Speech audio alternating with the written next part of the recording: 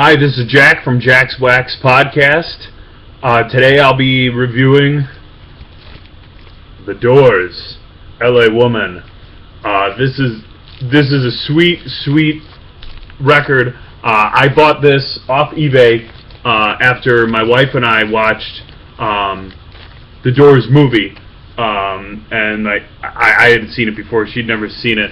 And she was really kind of like weirded out by Jim Morrison, and so I bought this because I didn't own any. I own one Doors record, but I didn't have L.A. Woman. This is like, in my opinion, was their swan song. Obviously, Jim died just a few months after, or supposedly died a few months after the album's release in 1971. This was I'm gonna put on the title track to get this going. I love listening to a song driving at 100 miles an hour with the windows down or exercising. It really starts hitting after the instrumental break, like halfway through, and you can just hear like Morrison howling. They took a more blues approach with this record, more towards like their kind of psychedelic rock, what they started with. And they recorded this in their studio in L.A., at the Workshop in L.A., and a lot of them were recorded live straight through.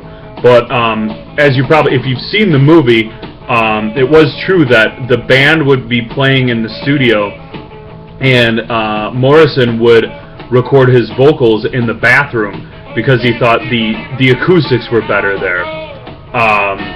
So him sitting in the bathroom yelling into a microphone while the guys were in the other room playing their instruments.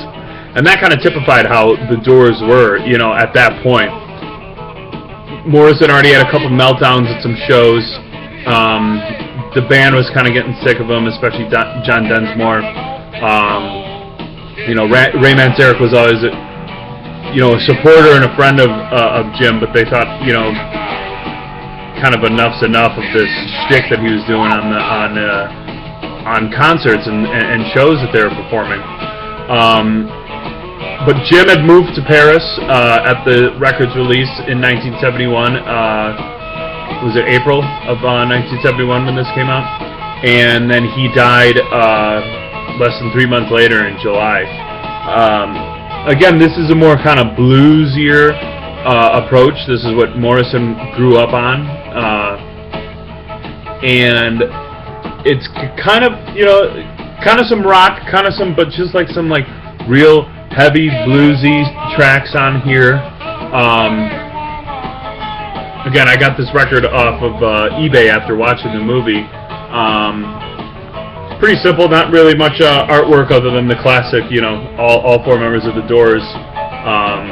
This was their sixth and last studio album, so they're obviously a little older, each of them looking. You got The Changeling, Love Her Madly, Been Down So Long, Cars Hiss By My Window, and L.A. Woman on side one. Side two, La America, Hyacinth House, Crawling King Snake, The Wasp, Texas Radio and the Big Beat, and then it closes out with Riders on the Storm, which I'll end on that.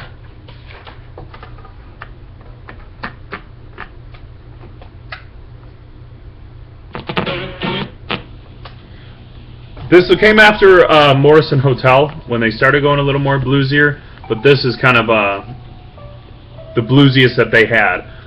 It's a really cool record. It's something to listen to on like a Saturday, but L.A. Woman, is just a classic rock song, and like that's driving 100 miles on the highway with the windows down and the sunshine. I love the Doors. A lot of people didn't like Jim Morrison. I loved him. I thought he was a great poet. I personally think he never died in 1971. He may be dead now, but I think that was kind of staged to just kind of get out of the limelight. If you haven't seen the movie The Doors, check it out. It's really cool. But yeah, this is, I think the Doors' best work. You know, obviously their swan song, their last album. You can tell like Morrison is kind of going off the deep end a bit, especially with Riders on the Storm. I think it's kind of the Doors' best work. So I definitely recommend it. If you get your hands on the record, you'll love LA Woman, you'll love Love Her Madly, and then Riders on the Storm. You know, if it's a gloomy day out, put that one on, and it'll really ride with that storm. So this is Jack Nolan. This is Jack's Wax Podcast. Today we reviewed The Doors' LA Woman.